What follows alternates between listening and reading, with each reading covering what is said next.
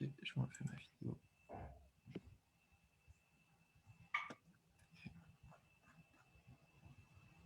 On va mettre tous. Ça arrive. Bon. Ah, ben voilà. Voilà, Sylvie est là, Pascal.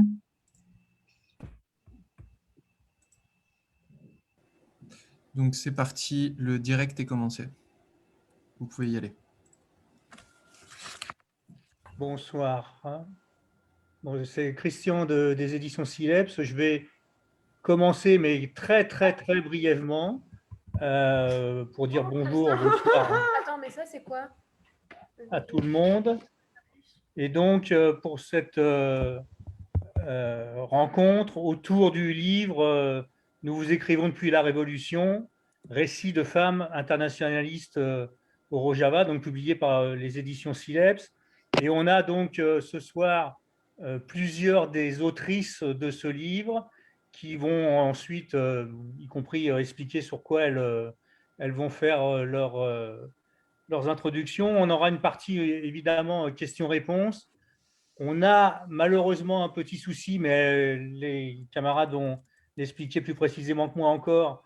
On a un petit souci technique avec une des personnes qui est sur place et qui a des problèmes de connexion. Donc pour l'instant, ce n'est pas résolu. Donc je ne sais pas si en cours de route, on arrivera à récupérer cette camarade.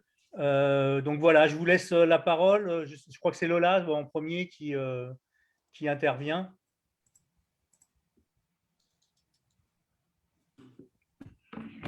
Oui, bonjour à toutes et à tous.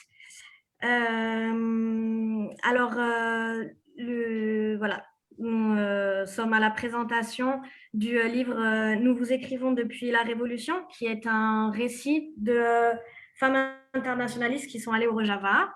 Donc, c'est un peu la présentation officielle, la première vraie présentation de ce livre, car il est sorti en librairie il y a une petite dizaine de jours. Donc, pour commencer, brièvement peut-être expliquer ce qu'est le Rojava. Le Rojava est une zone autonome et révolutionnaire qui se situe au nord de la Syrie, au Kurdistan exactement, et qui a déclaré son autonomie en 2013, si je me souviens bien, en 2013, suite à un processus révolutionnaire porté par le mouvement kurde, qui est un processus de plus de 40 années de lutte pour la démocratie et pour un nouveau système, qui a commencé au Kurdistan, surtout dans le Kurdistan turc, qui se dit le Bakour, dans la montagne, et qui a été porté par le mouvement, par le Parti des travailleurs du Kurdistan. Et petit à petit,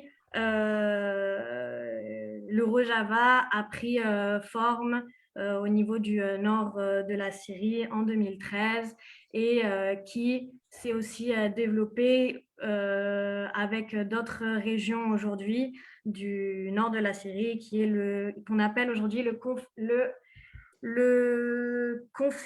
fédération du confédéralisme du nord-est, du nord et nord-est syrien.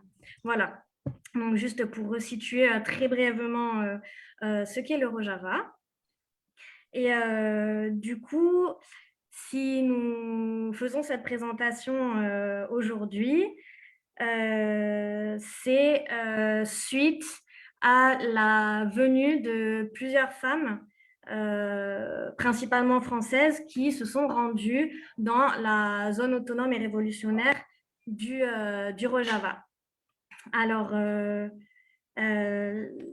cette présentation va être séparée en plusieurs parties.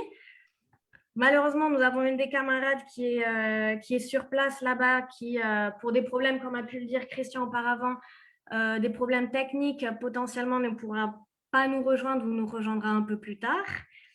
Donc, nous allons essayer d'arranger un peu notre présentation avec ce problème de live.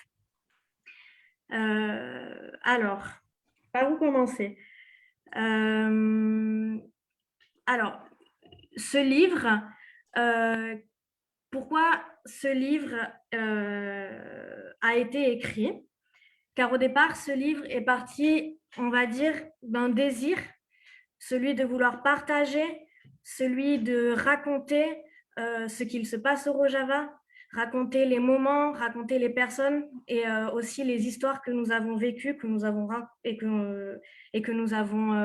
que les habitants et les habitantes là-bas ont pu, et les militants et militantes aussi ont pu nous raconter.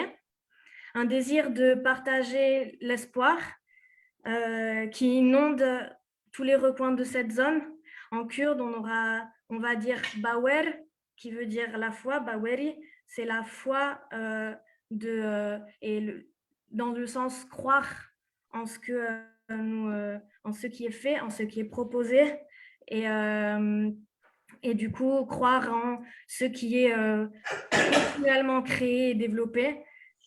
Un désir aussi de partager toute cette énergie et toute la beauté qu'on a pu voir et vivre par la reconstruction d'une zone qui a été détruite aussi par des années et des années de guerre.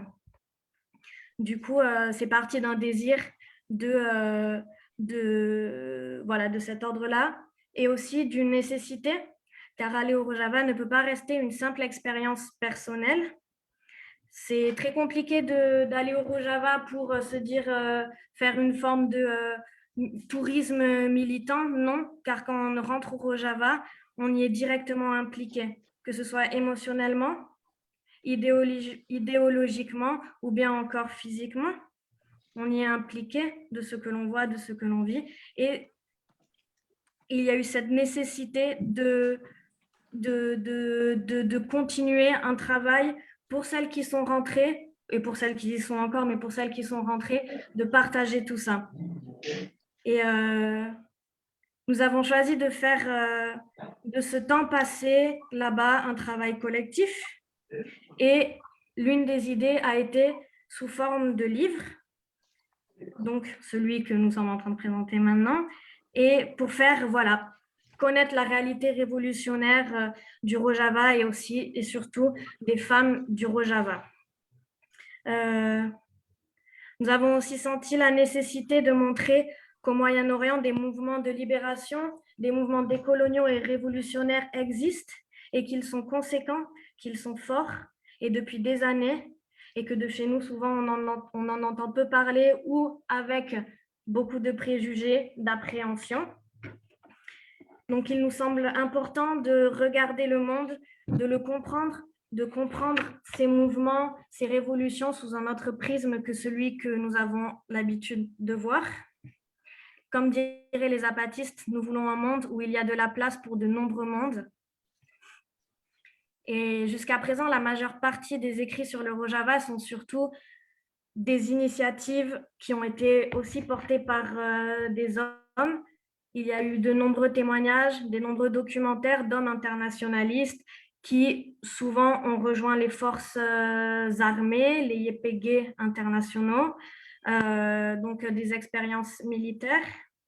Et ça nous a semblé important et nécessaire de montrer, et aussi à travers ce livre, qu'il y a aussi eu des femmes qui ont participé.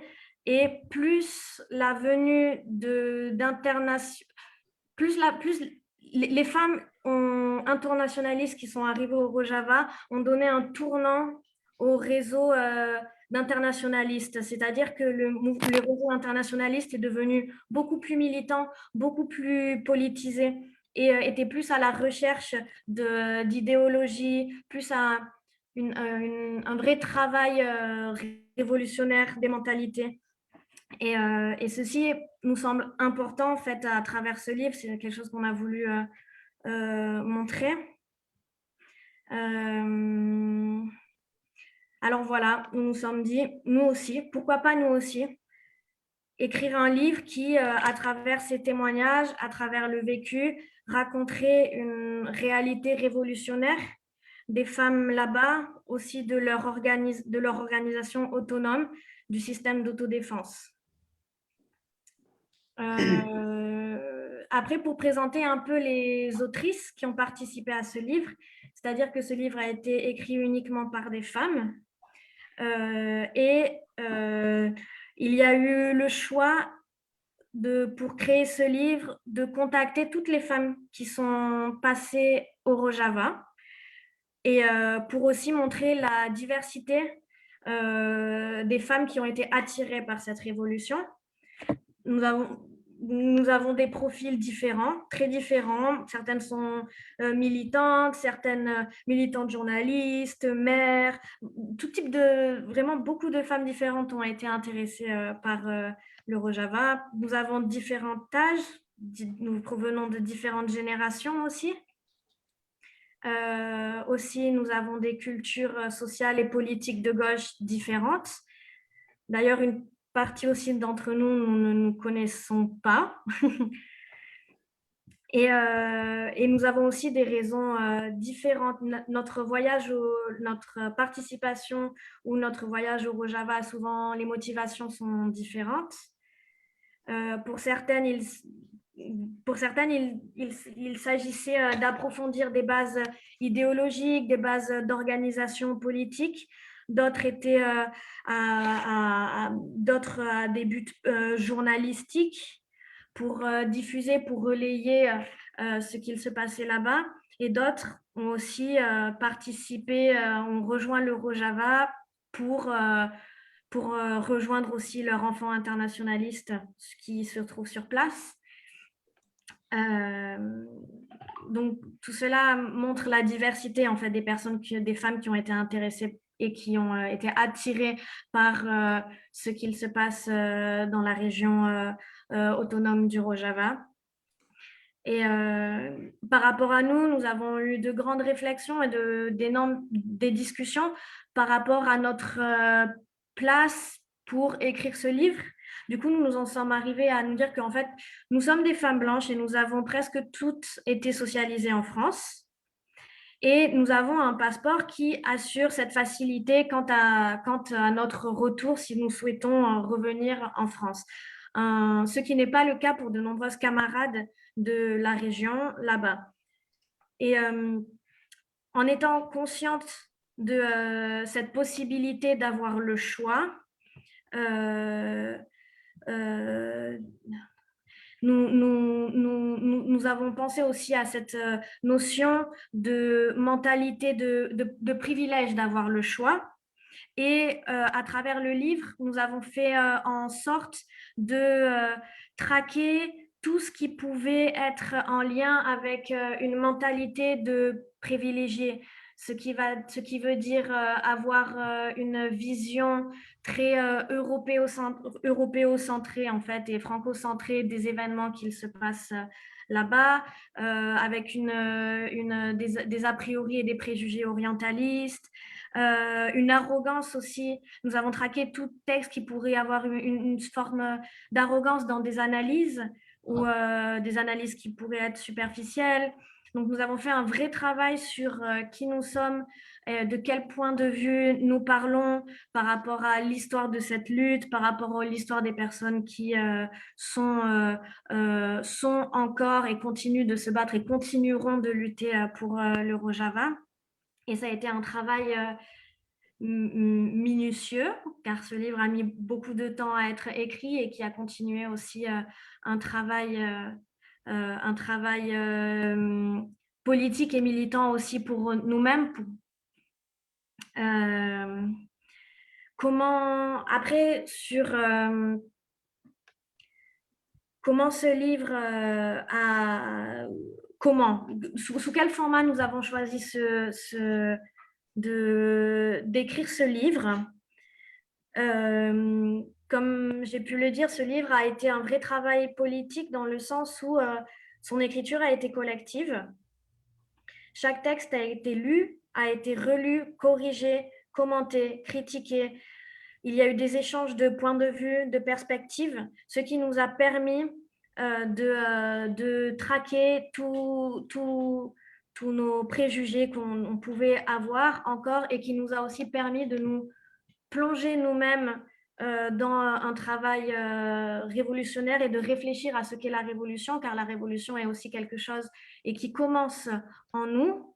Et du coup, ce travail-là nous a permis de continuer, et pour celles qui sont loin du Rojava, même à distance, à réfléchir à la révolution, à ce que nous avons vu, à analyser ce que nous vivons aussi dans notre quotidien actuellement. Et pardon, je suis désolée. Oh non, j'ai appuyé sur un mauvais bouton. Ah, voilà, pardon. Du coup, à travers ce livre, il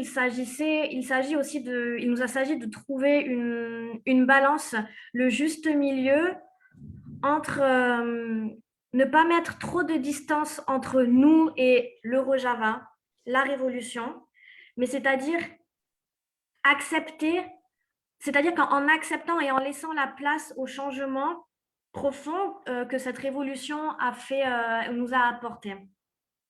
Et du coup, il s'agissait de ça et aussi, en même temps, combler la distance, mais aussi ne pas s'approprier cette lutte en imposant nos analyses. Du coup, ça a vraiment été un travail de trouver la juste balance et la juste mesure. Et pour briser justement cette distance entre la révolution et nous, en sujet-objet, nous avons fait le choix que ce livre serait sous forme de témoignage. Donc, ne pas faire un livre idéologique, académique, et qui, au contraire, mettrait de la distance. Nous avons choisi des témoignages qui se retrouvent sous forme de textes de réflexion, d'impression. Certains textes sont des extraits de journaux intimes, il y a des contes, des chansons qui ont été symboliques pour certaines d'entre nous et qui sont aussi symboliques pour le Rojava, pour le mouvement kurde et pour les peuples qui sont au Rojava, et aussi des dessins. Nous avons aussi beaucoup réfléchi à la question de pour qui était ce livre, pour qui nous voulions écrire. Si ce n'est pas un texte idéologique ou académique, pour qui nous voulions écrire? Et la réponse a été pour toutes. Nous voulons que ce livre soit pour toutes, qu'il soit accessible et compréhensible pour nos mères, pour aussi nos grands-mères, pour nos cousines, nos sœurs, nos amis, toutes les personnes qui n'auraient pas un bagage ou académique ou militant, mais que toute femme puisse aussi comprendre et vivre à travers ce livre les émotions que nous avons pu vivre aussi. Donc, la révolution du Rojava étant une révolution populaire, nous avons souhaité que ce livre le soit aussi, populaire. Et nous avons plusieurs souhaits pour ce livre, entre autres qu'il soit accessible au maximum pour le plus de femmes possible, mais aussi nous souhaitons que ce livre aille au-delà des livres, là où il y a un peu concentré tous les soi-disant savoirs, là où il y a concentré toute un peu la frénésie culturelle, les livres, les présentations et tout ça. Donc, nous souhaitons que ce livre voyage aussi dans les campagnes et que nous souhaitons aussi, si possible, on verra en fonction de la situation sanitaire, s'il est possible facilement de bouger et de présenter aussi et de mettre beaucoup d'énergie pour présenter ce livre dans les campagnes et pour aller rencontrer les femmes que généralement nous ne voyons pas, car souvent les présentations se font en ville plus. Et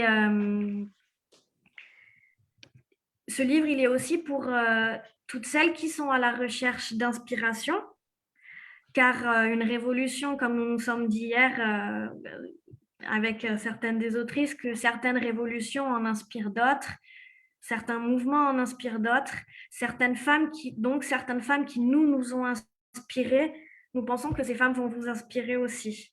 Et, du coup, ce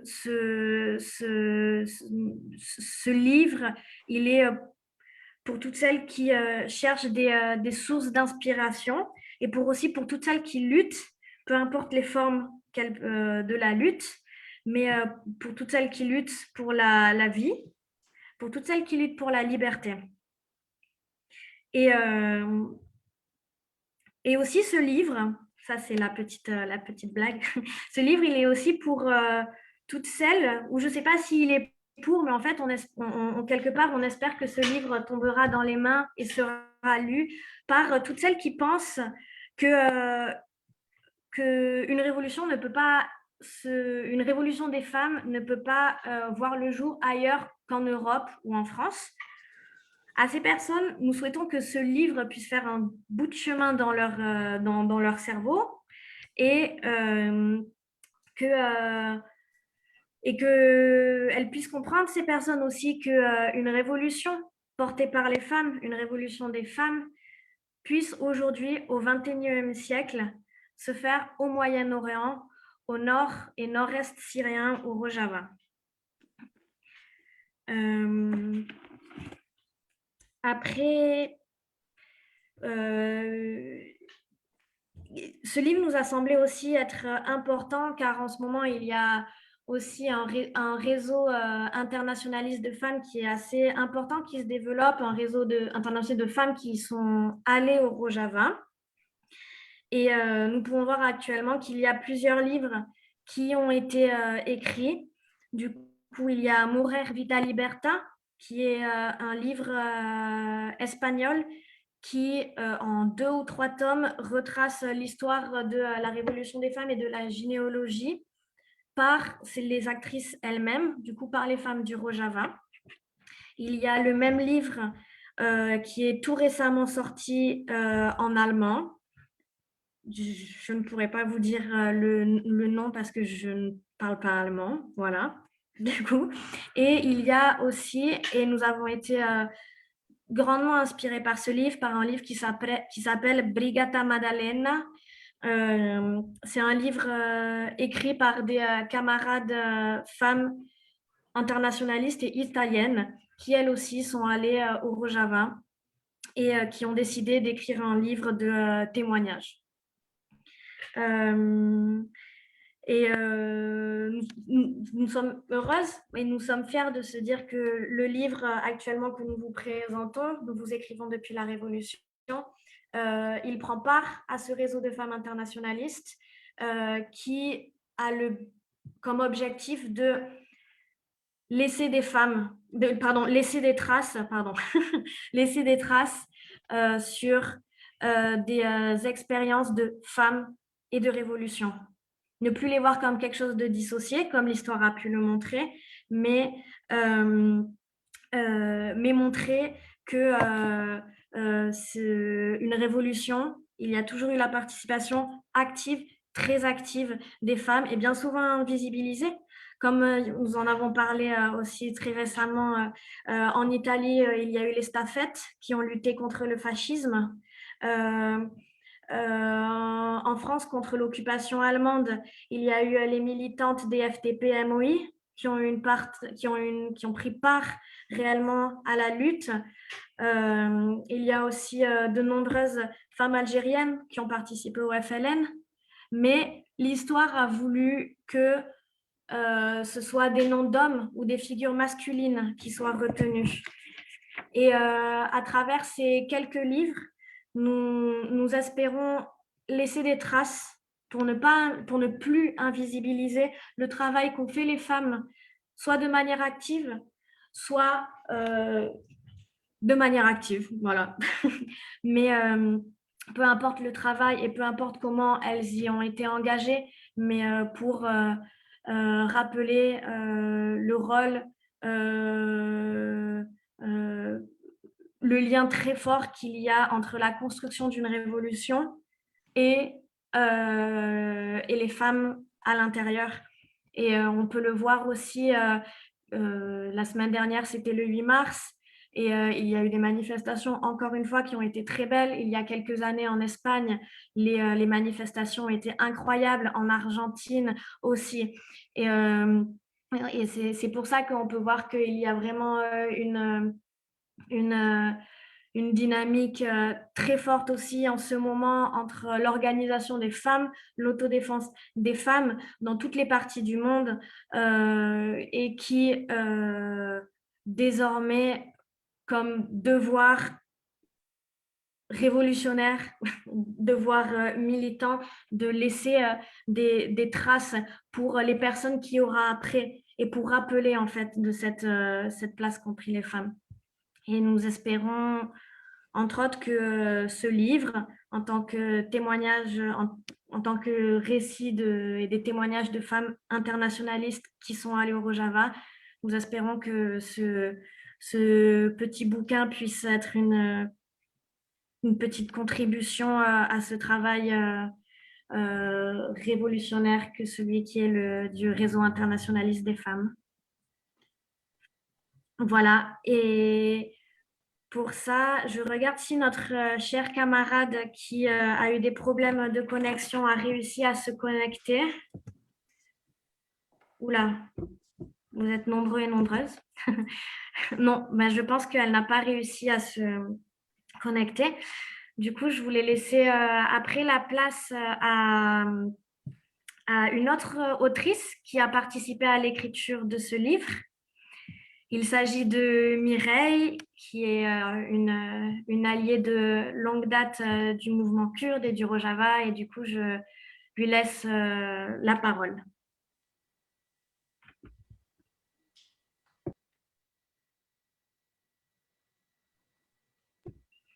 Le micro, Mireille.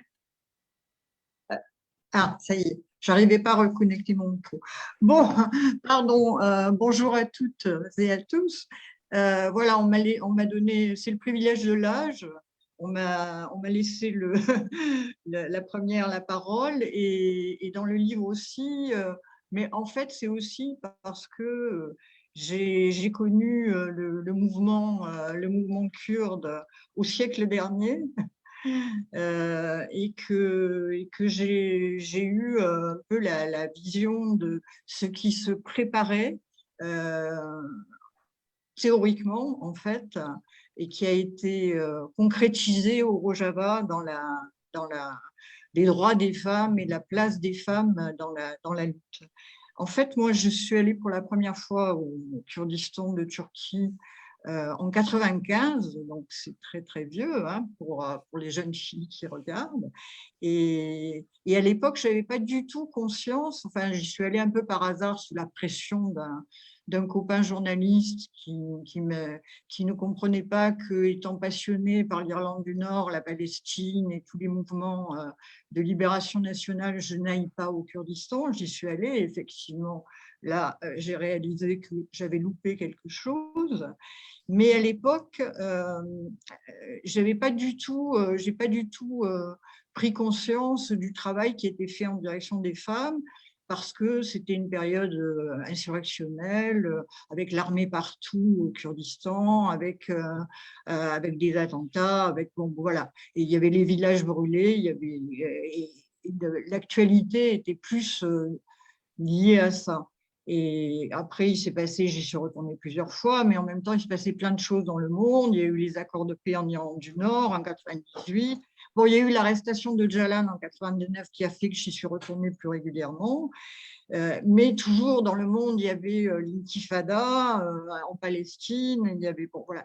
Et en réalité, le tournant pour moi, ça a été en 2004, quand j'ai eu l'occasion de participer à une petite délégation de journalistes qui est allée à Kandil, à la montagne, là où sont les camps de guérilla du PKK, et bon, avec une réception très, très officielle avec tous les dirigeants de la guérilla. Mais moi, ce qui m'a beaucoup intéressée et interpellée, c'est que dans le camp où on a dormi quelques jours, il y avait en fait deux unités dans le même camp, une unité d'hommes, de jeunes hommes et une unité de jeunes femmes.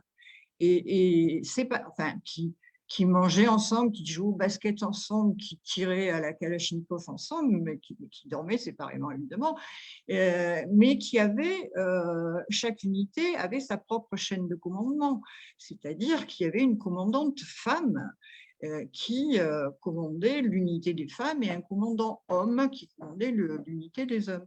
Et ça, je n'avais jamais vu ça. Ni en Palestine, ni en Irlande du Nord, ni au Nicaragua pendant la Révolution, ni nulle part ailleurs.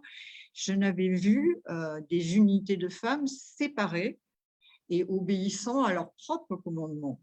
Ça, c'était pour moi du jamais vu. Et là, ça a commencé à m'interpeller. Et c'est là que j'ai commencé un peu à travailler la question, que j'ai découvert le nom de Sakineh Jansiz, que je ne connaissais même pas, qui était une dirigeante du PKK, historique, et qui a été assassinée à Paris il y a 9 ans de ça. Et je ne connaissais même pas son nom à l'époque. Alors, bon, c'est vraiment là pour moi qu'il y a eu un tournant sur la question des femmes et que j'ai vraiment commencé à m'intéresser à la question. Après, il y a eu en Turquie même les mouvements qui changeaient de nom sans arrêt, mais qui essayaient, parce qu'ils étaient interdits sans arrêt, ADEP, etc., qui essayaient de donner des places aux femmes dans la direction du mouvement. Mais c'est avec le HDP, en fait, que les choses sont devenues vraiment très, très claires, avec une parité extrêmement bien respectée, et surtout avec les élections des maires et des commères, où il y avait le commère étant l'homme, hein, et les maires, parité homme-femme, parité homme-femme dans toutes les associations au niveau des directions, etc., dans les limites de l'État turc extrêmement répressif et qui donnait très peu d'espace, mais bon, il faisait ce qu'il pouvait. Et c'est ensuite au Rojava que j'ai vu en fait l'application, la concrétisation de tout ce travail qui avait été fait en amont depuis des années et des années sur l'égalité homme-femme par le PKK, par le HDP, par ADEP avant, etc. Donc, quand la première fois que j'ai eu l'occasion j'ai pu enfin passer au Rojava, c'était en juillet 2017, pendant la bataille de Raqqa, enfin, bon, bref, il y avait les femmes étaient là, y compris dans la bataille de Raqqa, il y avait une forte présence des femmes, je me rappelle de la milice IPG, des familles yézidis qui nous avaient donné une interview magnifique. Mais elles étaient là partout, elles étaient là dans les assaïches, elles étaient là dans les assaïches chez la police, elles étaient là dans les communes, elles étaient là dans les coopératives, elles étaient dans l'administration, etc. Elles étaient élues. Et c'est en interviewant les élus femmes des parlements cantonaux, que j'ai réalisé, vu leur aisance politique au niveau du discours. On est en 2017, c'est quand même, ça fait pas très longtemps qu'il y a eu Kobané, qu'il y a eu la libération. Le territoire est même pas encore complètement libéré. Mais déjà, il y a une intervention politique des femmes qui est extrêmement cohérente, extrêmement aisée, et ce ne sont pas des potiches, contrairement à ce qu'on peut voir à l'Assemblée nationale en France. Ce sont des femmes formées politiquement. Et là, on voit qu'il y a eu un travail énorme qui a été fait en amont, parce que ça ne tombe pas du ciel, la formation politique. Donc, j'ai été très, très impressionnée par le travail qu'elle faisait dans tous les secteurs, que ce soit dans l'éducation, l'écologie, les coopératives, enfin tout ce qui a été mis en place, c'est fait avec les femmes Et elles en sont le plus souvent à la direction. Et bien sûr, la discussion sur la charte du Rojava, les droits, enfin, maintenant il y a une loi des femmes, je crois, mais là je ne suis pas très calée là-dessus, sur les détails, mais la charte du Rojava est très très nette. Tous les droits qui étaient donnés aux femmes, tout à fait nouveaux, par exemple, le droit à l'héritage.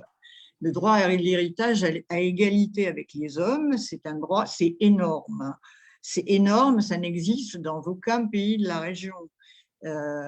C'est quelque chose qui met vraiment les femmes à égalité puisque ça leur donne un pouvoir économique, ce qu'elles n'avaient pas avant. Le droit au divorce avec l'égalité des droits, c'est-à-dire la femme ne part pas simplement avec ses bijoux et ce qu'elle a sur le dos, mais elle a droit à la moitié des biens du couple et à la garde des enfants, partagée éventuellement. Elle n'est pas obligée de laisser ses enfants, comme c'est le cas dans la plupart des pays de la région, etc. Donc, tout ce qui s'est fait au niveau des droits des femmes là-bas, ça m'a vraiment ébloui. Vraiment, je vais dire que j'ai été éblouie. Passant beaucoup de temps au Moyen-Orient et en Palestine, par exemple, la différence est tellement énorme que j'ai été vraiment éblouie. Et pour conclure, je dirais que dans la solidarité en France,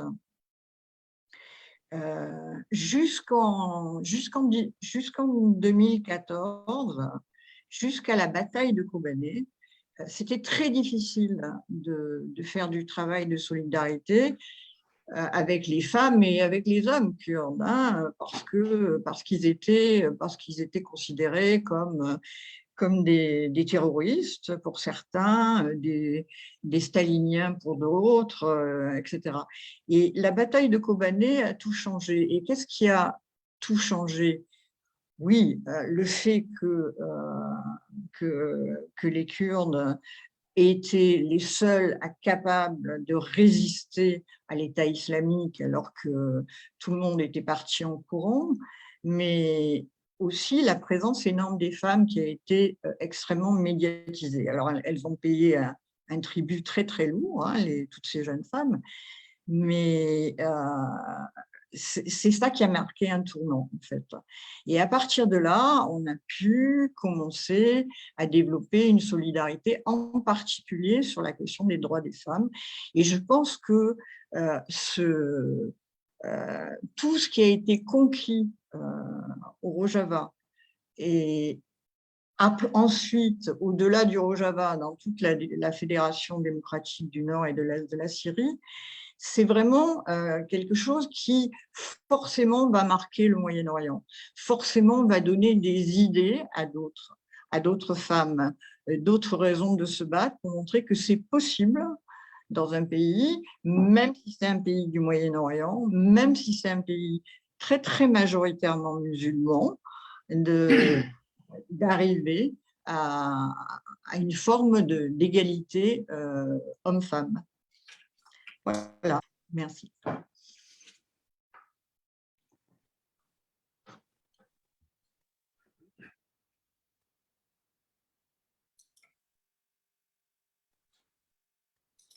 Bon.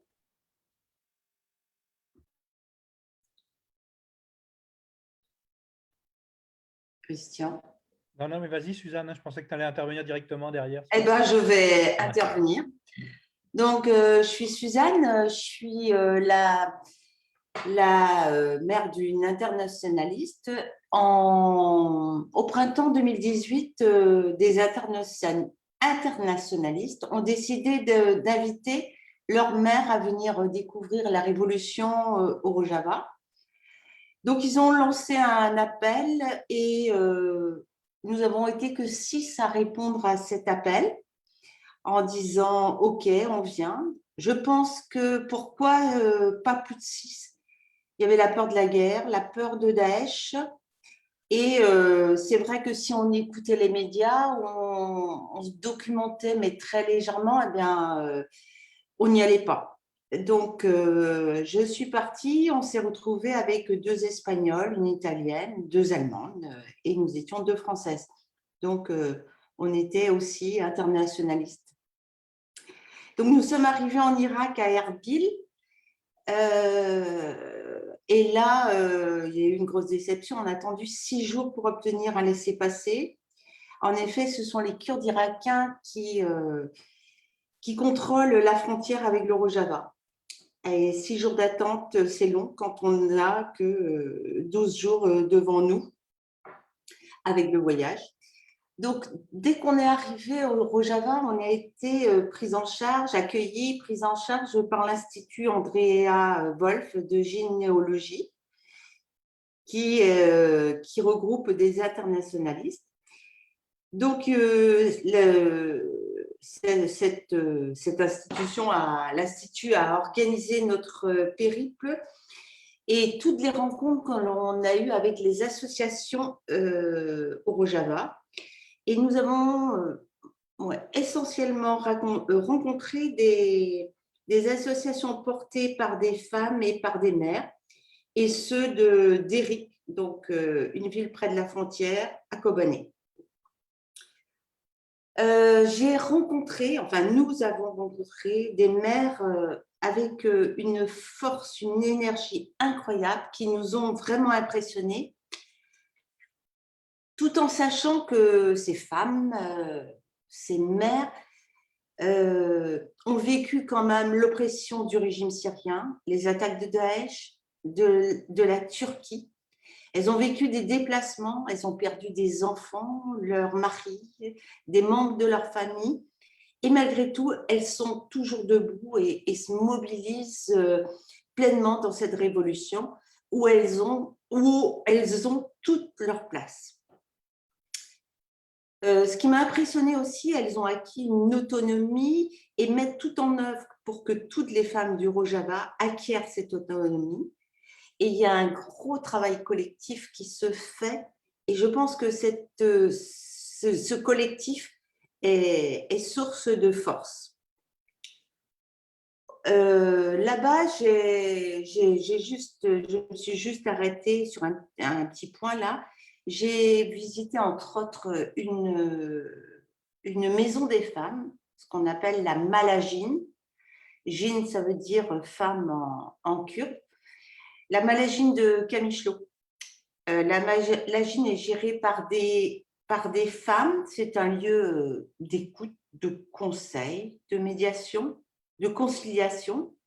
On y vient pour les conflits familiaux, les conflits conjugaux. Il faut rappeler qu'il y a l'égalité peut-être au niveau du divorce, au niveau de l'héritage, mais qu'aujourd'hui, la polygamie n'est plus autorisée au Rojava, ainsi que le mariage forcé. Donc, la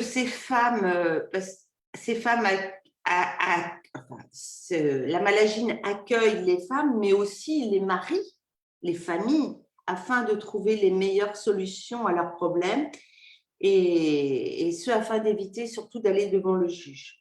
Il faut rappeler qu'il n'y a pas que des Kurdes au Rojava, il y a aussi des Arabes, des Yézidis et des Syriaques, donc avec des Turkmènes, avec des religions et des us et coutumes différentes. Donc, elle travaille énormément à faire évoluer aussi les mentalités et les pratiques dans les familles. Moi, j'ai trouvé que ce lieu était très ouvert et très accessible aux femmes. C'est pas un lieu fermé, très institutionnel, hein. C'est un lieu très sérieux, mais il est très ouvert. Voilà un petit peu, puisque dans le livre, je parle un peu plus de mon voyage sous forme d'interview. Mais quand même, je voulais dire que ce voyage, il a été que de 5 jours au Java. C'était très court, mais ça a été très intense, très riche en rencontres et très fort en émotions. Je suis revenue en France avec un peu de leur énergie, mais aussi avec la question de l'injustice que vit ce peuple du Rojava. Et encore aujourd'hui, on entend partout parler des 10 ans de la guerre de Syrie, et puis dans de nombreux des médias, et on ne parle pas du tout de la question du Rojava. En tout cas, je suis ravie que ce groupe de femmes et de jeunes internationalistes ait réussi à écrire ce livre, et je vais en faire, j'espère, une belle publicité. Merci.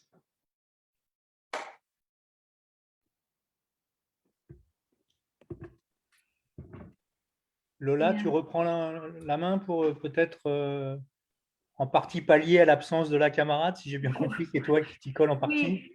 Oui. Bon, alors la camarade avait un sacré morceau, on va dire, à parler. Et je pense que je vais avoir beaucoup de difficultés à dire autant de choses que ce qu'elle avait à vous dire. Du coup, je vais plus rebondir sur les dernières phrases qu'a pu dire Suzanne, plus sur un repère au niveau des dates. Donc aujourd'hui, c'est vrai que c'est le 15 mars. Et du coup, le 15 mars, c'est une date doublement importante, on va dire, aussi par rapport en lien avec le réseau de femmes internationalistes. C'est-à-dire qu'il y a 3 ans, le 15 mars 2018, à Afrin, est décédée une camarade internationaliste, Eline Karachok, une camarade femme internationaliste anglaise qui s'appelle Anna Campbell. Et elle est décédée lorsqu'elle est allée à Afrin pour combattre auprès des YPG, car elle-même était une YPG, pour combattre auprès des camarades pour la libération et en espérant récupérer le territoire de Afrin, qui à ce moment-là était sous les attaques de la Turquie, de l'État turc, l'État fasciste turc, et de ces mercenaires envoyés en première ligne sur le terrain, c'est-à-dire de certains groupes islamistes, fondamentalistes islamistes. Et aujourd'hui, c'est les 3 ans de la disparition de cette camarade, le 15 mars 2018. Et aussi sur un repère de date, comme a pu dire Suzanne, aussi le 15 mars aujourd'hui. Comme vous avez dû le voir, les journaux parlent de l'anniversaire de l'insurrection syrienne, de la guerre syrienne. Je pense qu'on ne souhaite pas l'anniversaire à une guerre, mais je pense qu'on commémore des événements qui sont pris, qui ont mené à une guerre. On commémore des personnes, et aujourd'hui, 15 mars, c'est les débuts des premières grosses manifestations qui ont eu lieu à Dera. Dera, c'est au sud de la Syrie. Et c'est de ces grosses manifestations-là que petit à petit, l'insurrection syrienne et la guerre syrienne a commencé. Et avec toutes les personnes qui ont lutté, et aussi toutes les femmes qui ont lutté sous différents rôles. C'est-à-dire qu'on a retrouvé beaucoup de femmes dans le rôle bien connu d'infirmières dans les hôpitaux, dans tout ce qui était du care, tout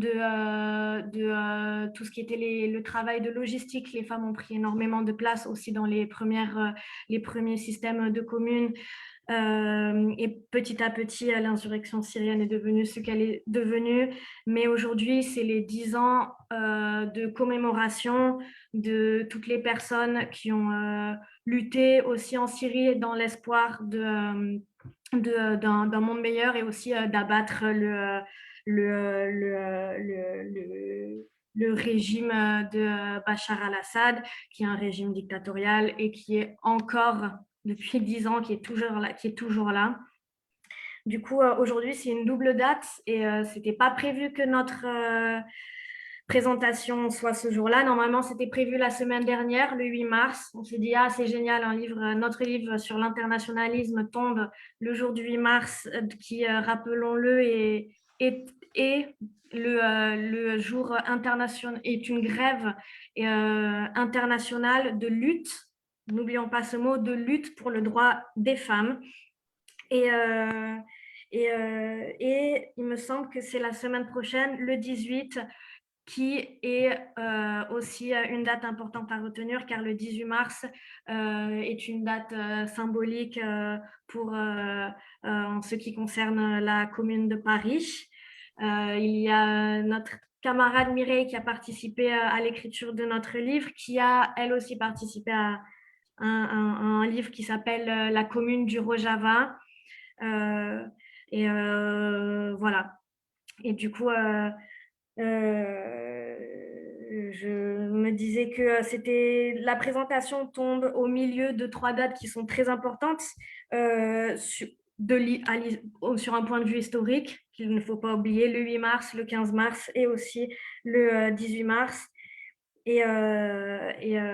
Voilà, je souhaiterais, je pense, terminer sur ça, car je ne peux pas je ne peux pas dire la partie de ce que notre camarade Sarah avait prévu.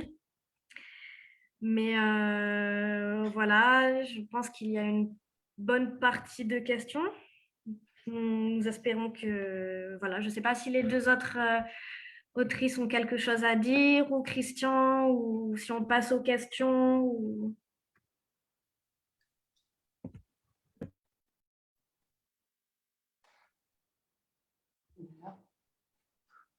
Je ne sais pas si Suzanne, Mireille, vous intervenez pas tout de suite, ou si, ou non ou... Pour moi non, pour le moment. Donc, du coup, peut-être, alors, pour rappeler pour les questions, vous n'hésitez pas à les poser, que ce soit via le Facebook ou sur le chat là, pour celles et ceux qui sont sur le Zoom. Peut-être pour introduire des questions, moi j'en ai une qui est en fait dans le livre, comme dans beaucoup de livres qui causent du Rojava, à juste titre, on mentionne la généalogie. Vous en avez parlé d'ailleurs aussi. Je pense que ça serait peut-être bien d'essayer d'expliquer en quoi ça consiste. Alors, je sais que c'est souvent résumé par la science des femmes, etc., mais je pense que ça mérite effectivement de dire un peu plus de ce que c'est, ce que ça induit, etc. Voilà, moi, j'ai ça. Après, j'ai éventuellement une deuxième question qui serait plutôt à Lola, parce que ça, c'est pour rebondir sur le texte, son texte, ou un de ses textes, je ne me rappelle plus, qui est dans le livre.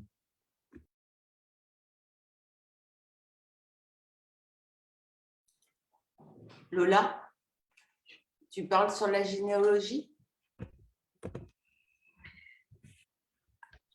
Alors, ça aussi, c'est un autre très gros morceau que la camarade devait parler, parce qu'elle est aussi très proche de la généalogie.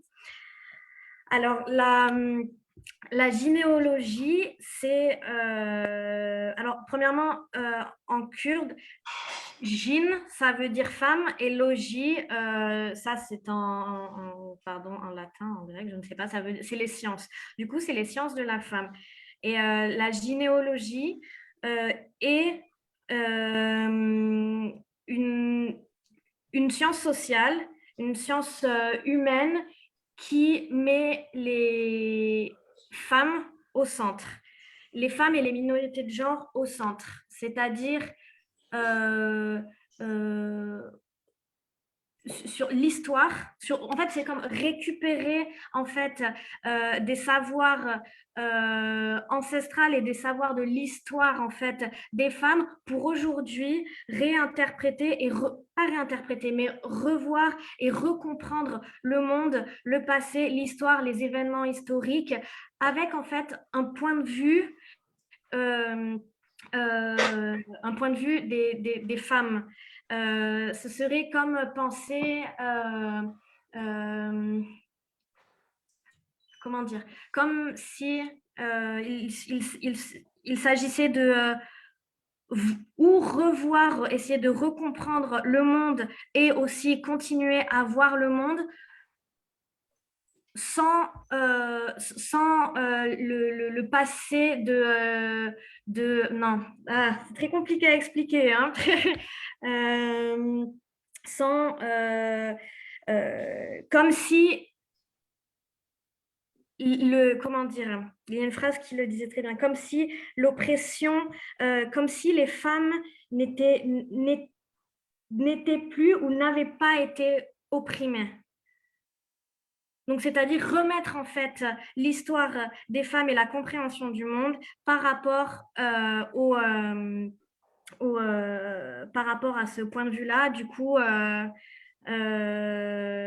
il s'agit que ce soit comme une éducation, comme une forme de rééducation des femmes, de nous-mêmes, de nos savoirs, de nos compétences, de nos histoires, de notre culture sociale aussi. Et c'est très compliqué, car en fait, la généalogie, c'est quelque chose qui se vit énormément et qui est, par exemple, est un des piliers fondamentaux en fait au Rojava.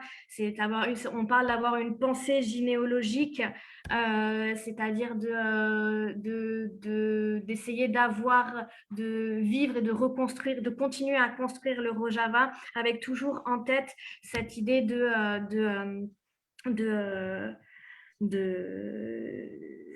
comment dire, cette vision de construction à travers d'un point de vue des femmes. C'est très compliqué à expliquer. Et puis la camarade qui devait être là entre autres, elle aurait été beaucoup plus habile, on va dire, sur ce sujet. Et après, ce qui est intéressant à savoir par rapport à la généalogie, c'est qu'il y a beaucoup de personnes, beaucoup de femmes militantes, académiciennes, journalistes, qui connaissent un peu, qui sont proches du mouvement kurde, plus ou moins, ou aussi des mouvements féministes, qui vont dire la généalogie, c'est le mouvement féministe à la kurde. Et en ça, nous avons dans le texte, dans le livre, un livre qui raconte bien ça, que la généalogie n'est pas un mouvement féministe, dans le sens où le féminisme a une histoire, qui a quelques centaines d'années, a une idéologie très forte et qui s'est surtout construit en fait en Occident. Et du coup, qui a son idéologie propre, le mouvement des femmes kurdes qui donc qui ont porté entre autres les recherches sur la généalogie, ont déjà leur idéologie.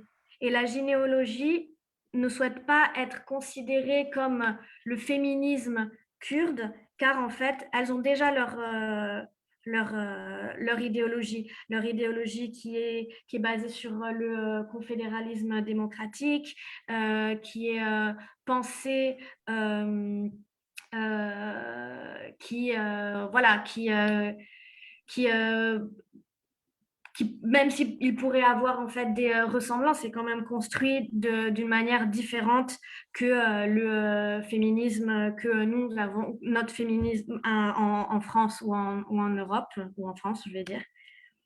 Et qu'est-ce que je voulais dire? Et pendant que j'avais quelque chose en tête, mais j'ai oublié. Bon, éventuellement, tu recomplètes après. Il y a Marie qui voulait poser une question. Je dois mettre la vidéo aussi. Bonjour. Vous m'entendez? Oui. Oui, oui. Okay. Oui, bonjour. Merci beaucoup pour cette présentation. C'était vraiment très intéressant. Et la question que je me posais, c'était pour Lola, pour Mireille, pour Suzanne, par rapport au mouvement des femmes qu'il y a en Europe. quelle leçon est-ce qu'on peut tirer de ce qui se passe au Rojava? Genre, qu'est-ce qu'on apprend et qu'est-ce qui peut enrichir en fait les luttes des femmes, les luttes de genre en Europe et en France plus particulièrement?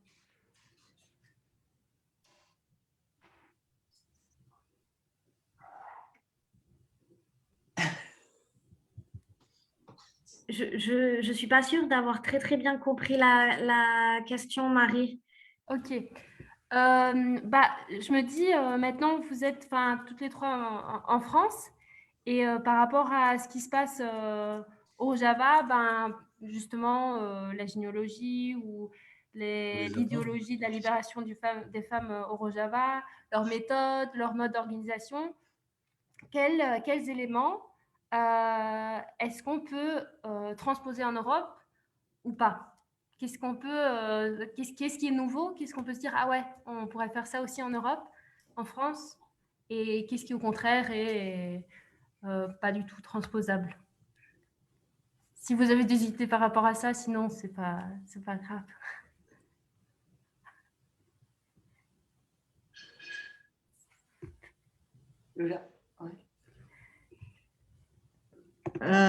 Oui, moi, je veux bien répondre de façon très insatisfaisante, hein, je crois. Je ne pense pas que le mouvement tel qu'il se déroule au Rojava puisse se transformer comme ça, tel quel en France. Parce qu'en fait, bon, pour moi, de mon point de vue, hein, je n'engage que moi, hein, en fait, au Rojava, l'égalité homme-femme s'appuie énormément sur le fait que les jeunes femmes ont pris les armes et se sont battues aux côtés des hommes et de façon autonome, etc., mais ont participé à la bataille de Raqqa, de libérer Manbij, etc., qui a eu énormément de… Et c'est ça qui a donné une légitimité incontournable à la présence des femmes. Alors, c'est pas transposable en France tout de suite, c'est clair, parce qu'on n'en est pas au stade de la lutte armée.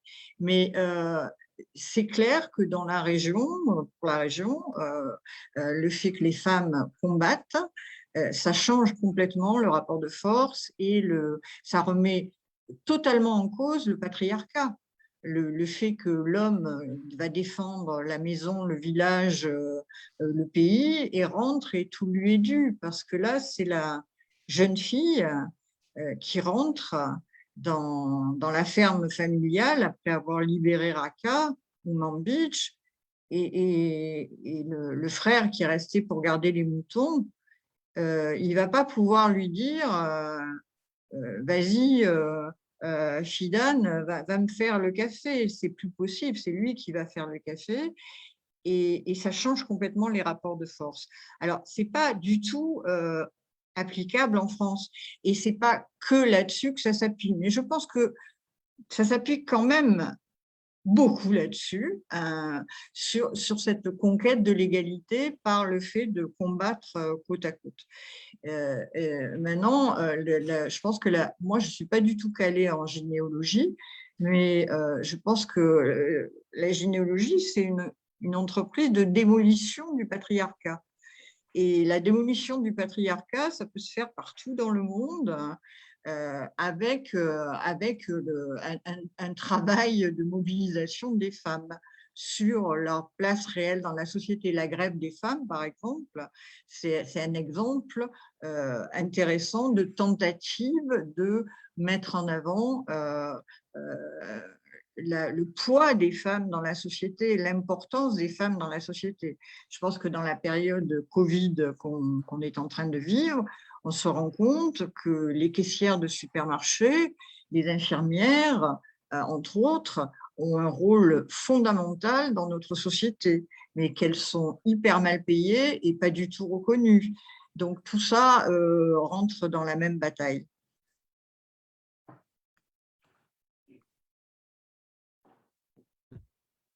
Oui, moi, je me permets de compléter ce que disait Mireille par rapport à la gynéologie. C'est-à-dire que la gynéologie, ça peut aussi être vu comme une méthode en fait de déconstruction et pour démolir, comme tu disais si bien, le patriarcat, ce système en fait d'État patriarcal, dans le sens où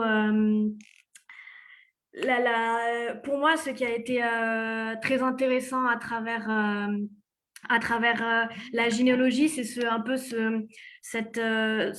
comment dire, cette notion un peu d'éducation, se rééduquer soi-même, mais en jamais, on va dire, sans ne plus jamais comprendre libération des femmes sans en fait sans destruction par exemple du capitalisme ou du système, ne plus penser et c'est en ça où je trouve que la généalogie est très intéressante. C'est vraiment une méthode qui permet de réfléchir énormément à ce qu'est le capitalisme, l'histoire du capitalisme, ce qu'il a fait sur nos corps, ce qu'il a fait sur nos esprits, sur nos manières aujourd'hui d'être, sur notre histoire, et de le comprendre en fait pour après pouvoir réellement le piquer. Si on y arrive, mais après il est quand même très fort, et de pouvoir en fait bien le piquer parce qu'on le connaît. Et ça, c'est un outil que la généalogie a de très très fort, c'est que il n'y a pas besoin d'être par exemple au Kurdistan ou au Rojava pour réellement essayer de réfléchir à ce qu'est le capitalisme et son poids. Et la généalogie travaille énormément sur ce point-là, sur cet axe-là, la destruction la destruction, mais aussi de nos limites à nous-mêmes. C'est pas sur quelque chose de physique, mais aussi nos limites, la destruction en nous-mêmes du capitalisme qu'on a mangé. Du coup, il y a ça, et aussi ce lien avec le mouvement des femmes aujourd'hui, comme on peut le voir en France, il y a cette notion de ce que le mouvement des femmes nous apprend au Rojava, c'est d'être des révolutionnaires, d'avoir une mentalité révolutionnaire. Et cette mentalité au Rojava, bien souvent, on va essayer de peaufiner, de construire, de développer, de quand on revient chez nous, la maintenir. Et c'est une forme de radicalité aussi dans nos vies, de continuer à se dire je peux être révolutionnaire en marchant dans la rue, je peux être révolutionnaire que révolutionnaire, ce n'est pas forcément ce n'est pas un mot comme on a l'imaginaire de la Révolution française où tout le monde se découpe les uns les autres la tête, voilà. Non, que la révolution c'est un état d'esprit et c'est une manière d'être, de se comporter. Et ça, c'est quelque chose qui est aussi qui peut être retranscrit dans nos vies au quotidien, et c'est le lien qui peut être fait entre ce que l'on apprend ici, là-bas, et pour le reporter à chez nous. Je ne sais pas si on a bien répondu à tes questions.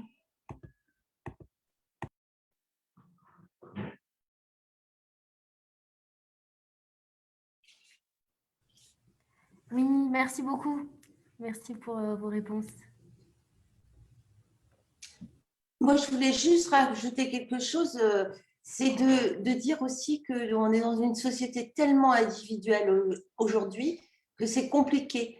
Et donc, on peut faire aussi bouger les choses en mettant en place du collectif comme on l'a rencontré là-bas.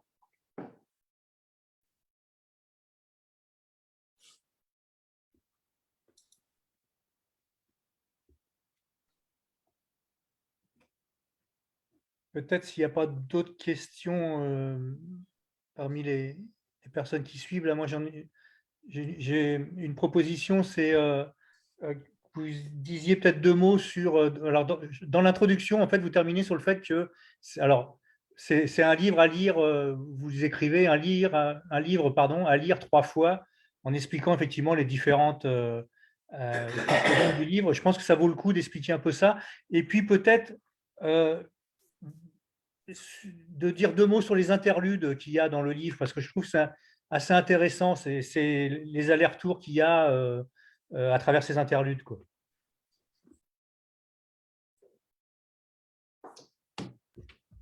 Lola? Oui. Alors, concernant les interludes, je vais commencer par ça parce que j'ai pas très, je crois que j'ai pas très bien compris par rapport au chapitre à lire 3 fois. Le but en fait de ces interludes, c'était en fait c'était d'y apporter en fait une critique ou de parler des points de vue en fait de comment sont vues la révolution et aussi de nos points de vue. Du coup en fait c'est là j'ai le livre entre les mains, ce ne sont que des petits bouts d'expérience qui dans l'interlude numéro 1 va justement parler de justement l'orientalisme. Attendez, j'essaie de retrouver cet interlude. Voilà. 68. Oui, merci. Du coup, l'interlude numéro 1 parle des préjugés et du jugement hâtif que peuvent avoir les internationalistes quand ils arrivent au Rojava, voilà. Et ce ne sont que des petits bouts d'expérience qui ont été vécus. Du coup, voilà et après, en parlant oui, bon voilà, je me répète en fait, de l'orientalisme, de nos points de vue. L'interlude numéro 2, pardon, je le cherche. Lui, 107, merci. L'interlude numéro 2, lui, va plus être tourné sur le jugement aussi que peut avoir les personnes vivant au Rojava et les jugements qu'ils peuvent avoir par rapport aux internationalistes aussi. Car bon, bah voilà, le Rojava, il y a une très forte propagande pour au Rojava et aussi envers son peuple, son peuple, les personnes qui habitent au Rojava. Et souvent, ce qui peut se passer, c'est que bon, bah, quand on va au Rojava, bah, on va parler avec des personnes qui vont dire « Ah, mais de toute façon, en Europe, en France, tout est nul, vous êtes tous individualistes. » mais tout aussi avec des commentaires, des fois tout aussi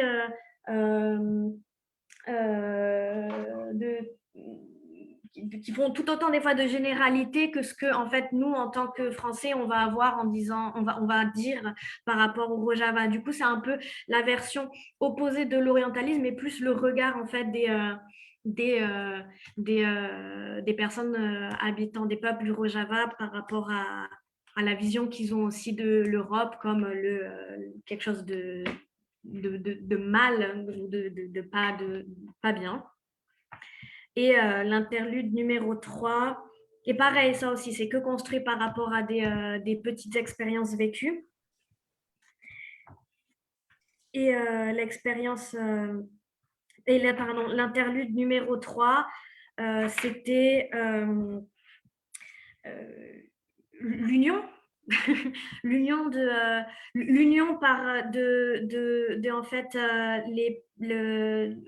l'union des internationalistes avec les peuples vivant au Rojava. Donc en enlevant en fait tous ces préjugés d'un côté et de l'autre, mais pour en fait essayer de créer après ce qui en fait fait une révolution internationaliste et des mentalités internationalistes.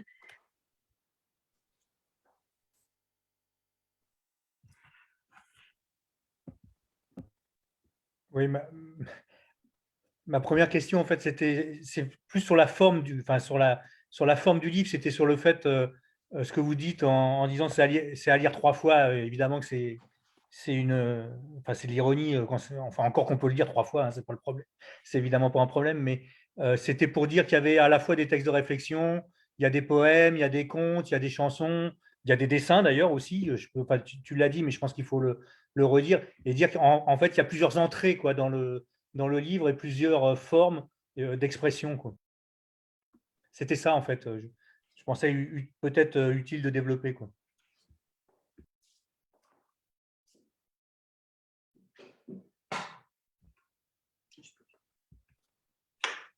Oui, alors à lire 3 fois, bon, en effet, hein, bon, si vous voulez lire 3 fois, c'est toujours très bien. Moi, j'en suis à la 10e fois. Mais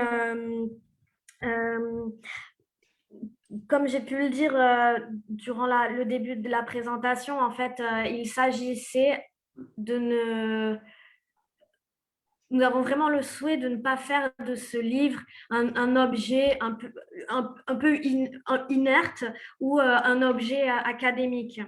Quelque chose de froid. Nous n'avons pas, c'était pas notre souhait. Notre envie, c'était de faire un livre vivant, rempli de couleurs et aussi qui puisse être le plus proche en fait de nos émotions. Et c'est tout naturellement que le format a été sous forme en fait, de témoignage, même si c'est sous différentes formes, mais pas quelque chose d'idéologique, pas quelque chose qui mettait de la distance entre nous et la révolution, comme s'il y avait 2 mondes de séparés. Non, parce qu'en fait, nous, quand nous sommes allés là-bas, nous avons, pour la plupart d'entre nous, nous avons, comme ça a été dit, nous avons été très impliqués directement, émotionnellement, idéologiquement, physiquement. C'est le corps qui est vraiment impliqué hein, quand tu vas au Rojava.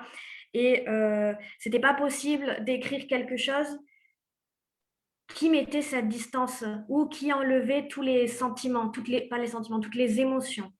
Et du coup, le fait d'avoir des extraits de journaux intimes, qui même s'ils ont été modifiés pour être présentables, tout simplement, mais le fait qu'il y ait des bouts de journaux intimes, c'est quelque chose qui rapproche aussi le lecteur et les personnes qui l'ont écrit. C'est vraiment pour faire aussi plonger les personnes qui lisent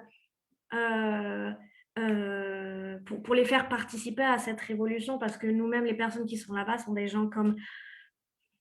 Il n'y a pas de super-héros, il n'y a pas de super-héroïne, et ce que nous avons pu vivre, aussi bien Mireille, Suzanne et les autres camarades qui sont là-bas, c'est des émotions que tout le monde peut vivre aussi, et c'était dans ce but-là de pouvoir faire vivre les émotions que nous avons eues aux personnes qui lisent. Et voilà pourquoi il y a eu des textes d'impression, des textes de réflexion, des poèmes. Et voilà, peut-être que c'est un format compliqué. Nous avons d'ailleurs eu une de nos relectrices qui, sur le ton du blague, un jour nous a dit voilà, ça se voit que vous n'êtes pas des écrivaines professionnelles. Mais on a fait un vrai travail par rapport à ça pour combler la distance.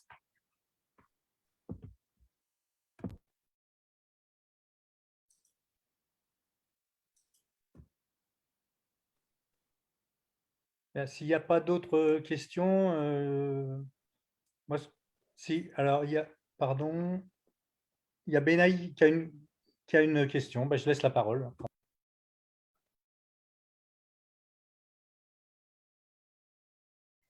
Oui, bonsoir. Est-ce que vous m'entendez?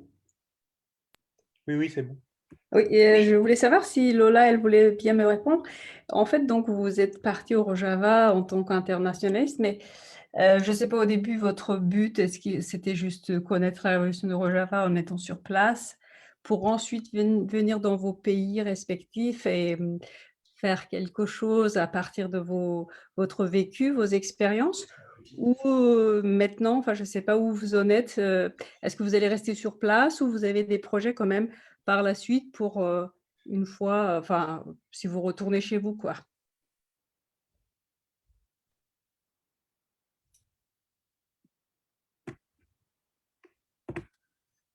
Alors, moi, je suis déjà revenue Et les motivations au départ, pour ma part, elles étaient liées à la gynéologie.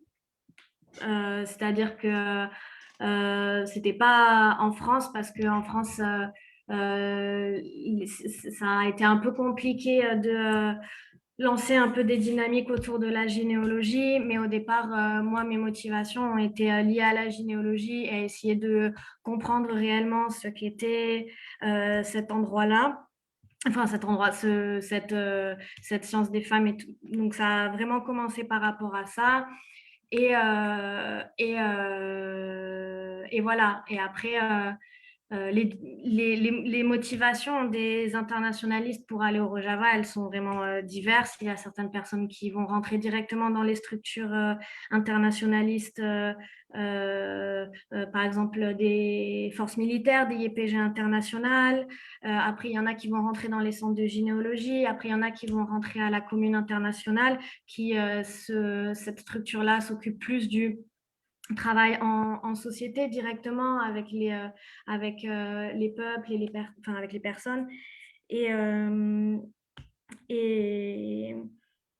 et après, le retour est fait de, bon, bah, c'est souvent en fait se mettre en contact avec les centres kurdes en France, parce qu'en France, la plupart des grandes villes ont quand même un centre kurde, et souvent il y a aussi des associations des femmes, et essayer de continuer à faire de la solidarité internationale de loin, mais de continuer à essayer de donner des dynamiques, de continuer à visibiliser ce qu'il se passe, à toujours continuer à faire un travail direct avec les personnes qui sont là-bas.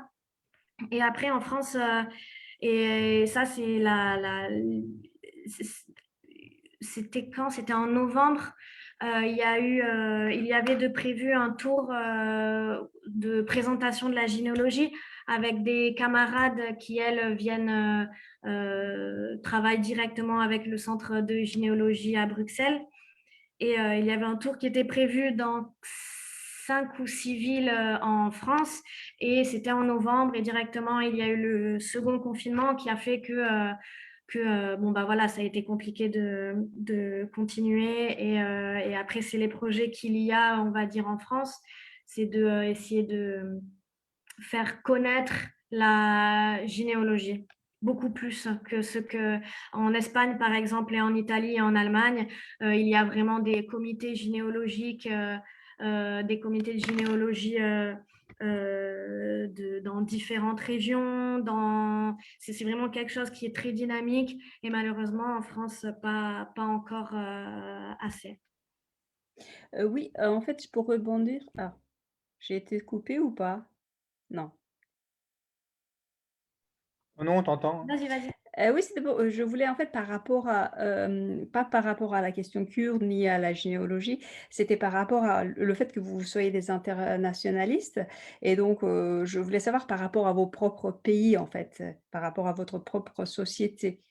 Hem, Parce que là, ça reste, on va dire, du militantisme, que ça soit pro-kurde ou pro, généalogie, tout ce que vous voulez. Mais après, par rapport à vos pays respectifs, par rapport à vos places dans vos pays respectifs, qu'est-ce que ça implique, vos expériences, votre, présence au Rojava? 2,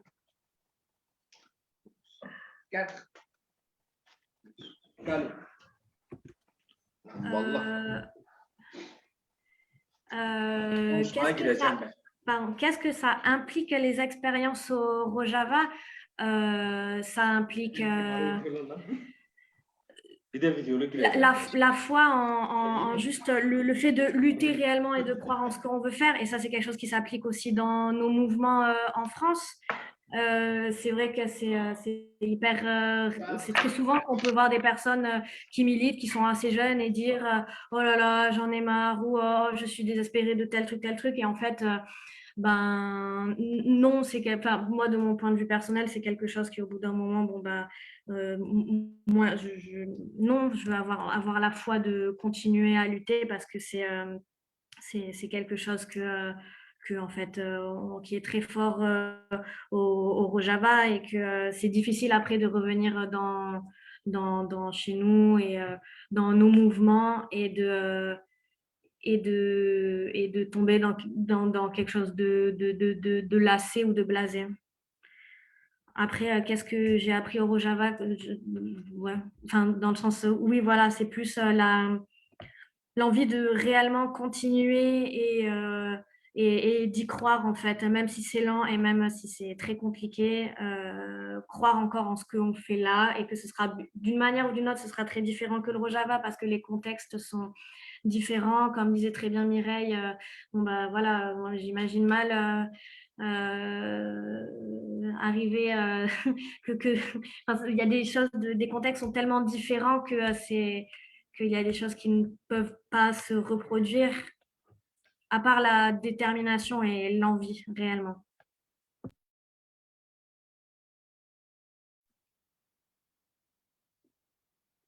Mireille, Suzanne, sur le même sujet, vous voulez dire deux mots ou pas?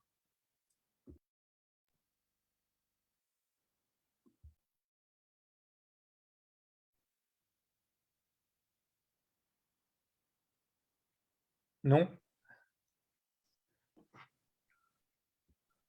Est-ce qu'il y a d'autres questions? J'ai pas, dans ce qui est noté, il me semble qu'il n'y a pas d'autres questions. Moi, je pense qu'on peut arrêter là, non? Oui, bah, si on arrête là, on tient juste l'heure qu'on avait prévue, donc c'est très bien.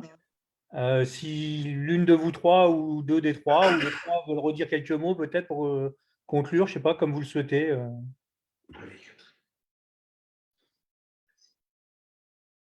Non, moi, je pense que ce n'est pas vraiment nécessaire. On a déjà dit beaucoup de choses. Oui. Bon, ben, on vous remercie. On remercie donc Mireille, Suzanne, Lola. Je redis qu'on devait avoir une quatrième camarade sur place, donc Sarah, qui n'a pas pu pour des problèmes de connexion. Redire que le livre, donc, il est évidemment d'ores et déjà disponible dans les librairies. Il est disponible ou commandable dans toutes les librairies ou sur le site des éditions Sileps. Et par ailleurs, le collectif des autrices participera à un certain nombre d'initiatives qu'on mettra, en tout cas nous, sur le site des éditions Sileps, mais qui seront aussi connues par d'autres circuits, j'imagine, qui permettent de continuer à discuter de ce livre et à partir de ce livre, quoi. Merci à toutes et à tous et à bientôt. Merci. Merci, au revoir. Au revoir à tous. Bye bye.